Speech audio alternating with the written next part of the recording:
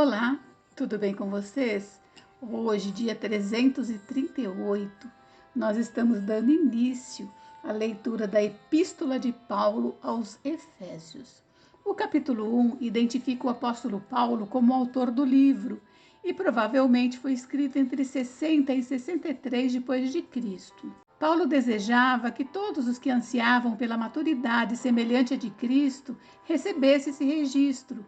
O livro de Efésios descreve a disciplina necessária para se transformar em verdadeiros filhos de Deus. Além disso, um estudo de Efésios vai ajudar a fortalecer e estabelecer o crente para que ele possa cumprir o propósito e chamado de Deus. O objetivo desta epístola é confirmar e equipar a igreja a amadurecer.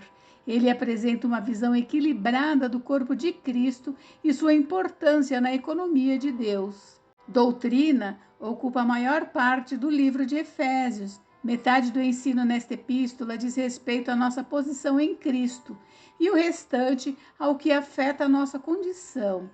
Com muita frequência, aqueles que ensinam deste livro ignoram toda a instrução fundamental e vão diretamente ao capítulo final, que destaca a guerra ou a luta dos santos. No entanto, para beneficiar-se plenamente do conteúdo desta epístola, é importante começar no início da instrução de Paulo nesta carta. Em primeiro lugar, como seguidores de Cristo, devemos compreender quem Deus declara que somos. Devemos também estar fundamentados no conhecimento da realização de Deus para toda a humanidade. Em seguida, nossa existência e caminhada atual devem ser exercitadas e reforçadas. Isto deve continuar até que não mais flutuemos e nos deixemos ser levados em todas as direções por qualquer vento de doutrina ou sutileza dos homens. Paulo divide a sua obra em 3 segmentos principais. Primeiro, os capítulos 1 a 3 introduzem princípios relativos ao que Deus tem feito. Segundo, os capítulos 4 e 5 expõem princípios sobre a nossa existência atual. Terceiro, o capítulo 6 apresenta princípios a respeito de nossa luta diária. A principal ligação ao Antigo Testamento em Efésios está no surpreendente conceito da igreja como corpo de Cristo.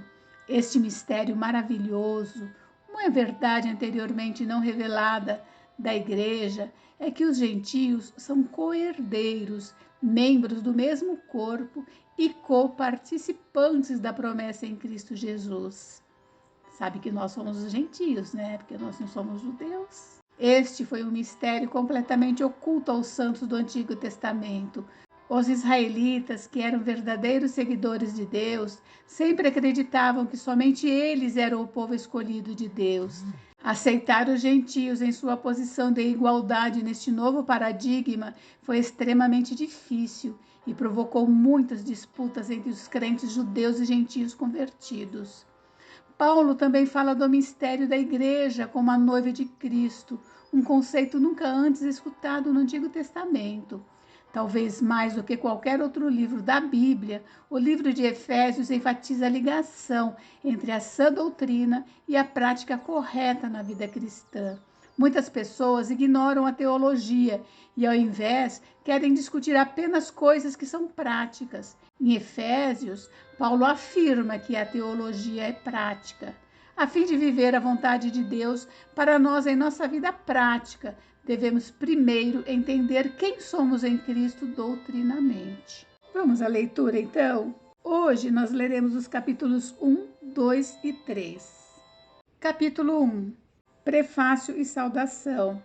Paulo, apóstolo de Cristo Jesus, por vontade de Deus, aos santos que vivem em Éfeso e fiéis em Cristo Jesus, graça a vós outros e paz, da parte de Deus, nosso Pai, e do Senhor Jesus Cristo. As bênçãos de Deus em Cristo, autor da nossa redenção. Bendito Deus e Pai de nosso Senhor Jesus Cristo, que nos tem abençoado com toda sorte de bênção espiritual nas regiões celestiais em Cristo. Assim como nos escolheu nele, antes da fundação do mundo, para sermos santos e irrepreensíveis perante ele, e em amor nos predestinou para ele, para a adoção de filhos por meio de Jesus Cristo, segundo o beneplácito da sua vontade, para louvor da glória e da sua graça, que ele nos concedeu gratuitamente no amado, no qual temos a redenção pelo seu sangue, a remissão dos pecados, segundo a riqueza da sua graça, que Deus derramou abundantemente sobre nós em toda sabedoria e prudência, desvendando-nos o mistério da sua vontade, segundo o seu beneplácito, que propusera em Cristo de fazer convergir nele, na dispensação da plenitude dos tempos, todas as coisas, tanto as do céu como as da terra. Nele, digo, no qual fomos também feitos herança, predestinados segundo o propósito daquele que faz todas as coisas, conforme o conselho da sua vontade, a fim de sermos para louvor da sua glória, nós, os que de antemão esperamos em Cristo, em quem também vós, depois que ouvistes a palavra da verdade, o evangelho da vossa salvação, tendo nele também crido, fostes selados com o Santo Espírito da promessa, o qual é o penhor da nossa herança até ao resgate da sua propriedade, em louvor da sua glória. Paulo ora pelos crentes. Por isso também eu, tendo ouvido a fé que há entre vós no Senhor Jesus e o amor para com todos os santos, não cesso de dar graças por vós, fazendo menção de vós nas minhas orações, para que o Deus do nosso Senhor Jesus Cristo, Pai da glória, vos conceda espírito de sabedoria e de revelação no pleno conhecimento dele, iluminados os olhos do vosso coração, para saberdes qual é a esperança do seu chamamento, qual a riqueza da glória da sua herança nos santos, e qual a suprema grandeza do seu poder para com os que cremos, segundo a eficácia da força do seu poder, o qual exerceu ele em Cristo, ressuscitando-o dentre os mortos e fazendo-o sentar à sua direita nos lugares celestiais, acima de todo principado, e potestade, e poder, e domínio, e de todo nome que se possa referir, não só no presente século, mas também no vindouro. E pôs todas as coisas debaixo dos pés, e para ser o cabeça sobre todas as coisas, o deu à igreja, a qual é o seu corpo, a plenitude daquele que a tudo enche em todas as coisas. Capítulo 2. Do pecado para a salvação pela graça.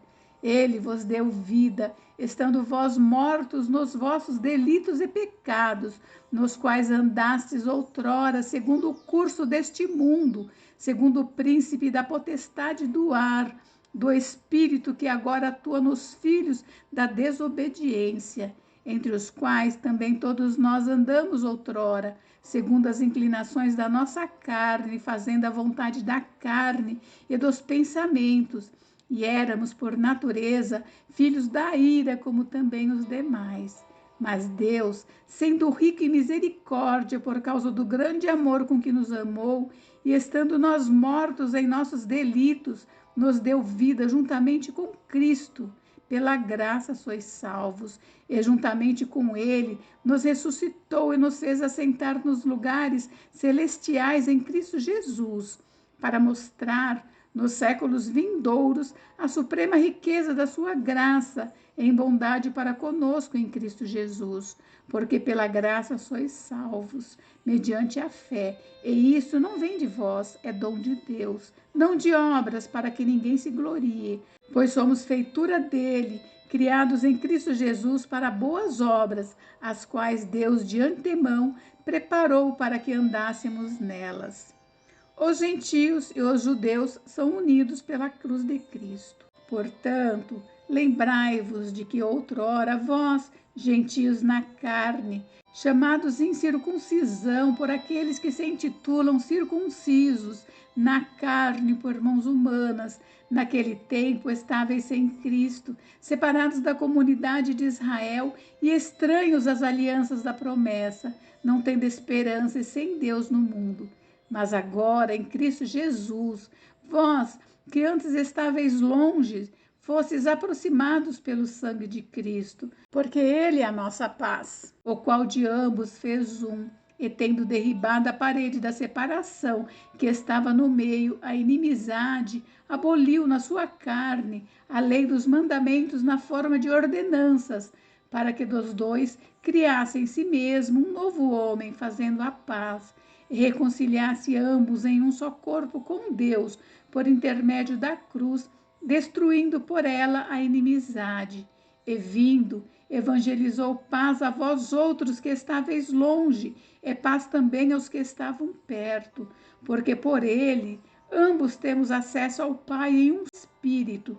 Assim, já não sois estrangeiros e peregrinos, mas concidadãos dos santos, e sois da família de Deus, edificados sobre o fundamento dos apóstolos e profetas, sendo ele mesmo, Cristo Jesus, a pedra angular, no qual todo edifício bem ajustado cresce para santuário dedicado ao Senhor, no qual também vós juntamente estáis sendo edificados para a habitação de Deus no Espírito. Capítulo 3.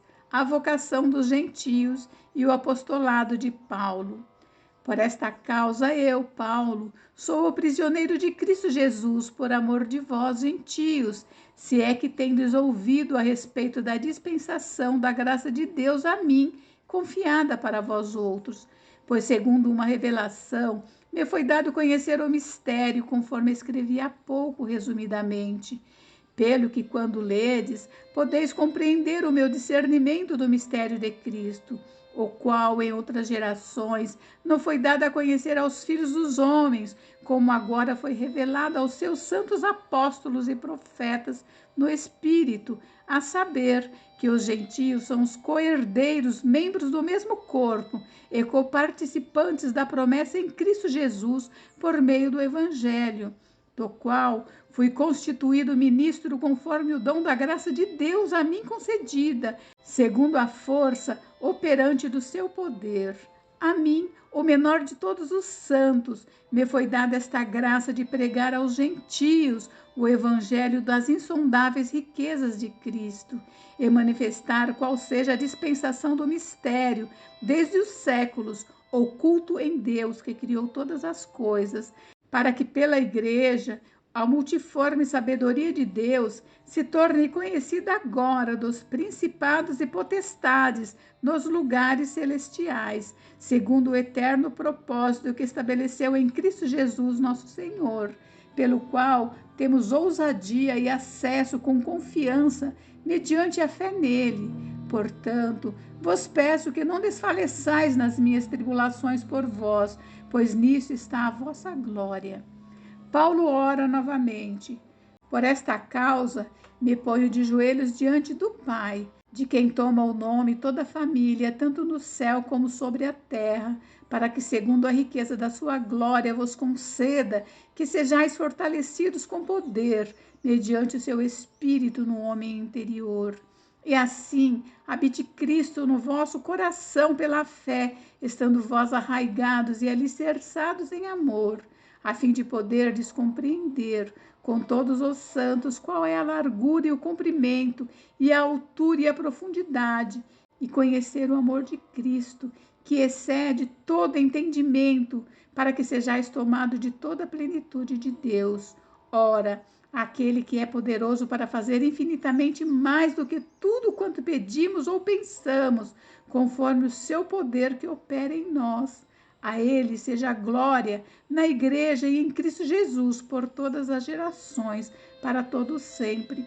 Amém. Gente, encerramos por hoje, mas amanhã tem mais. Fiquem com Deus, Deus abençoe vocês. Até amanhã. Beijos, beijos.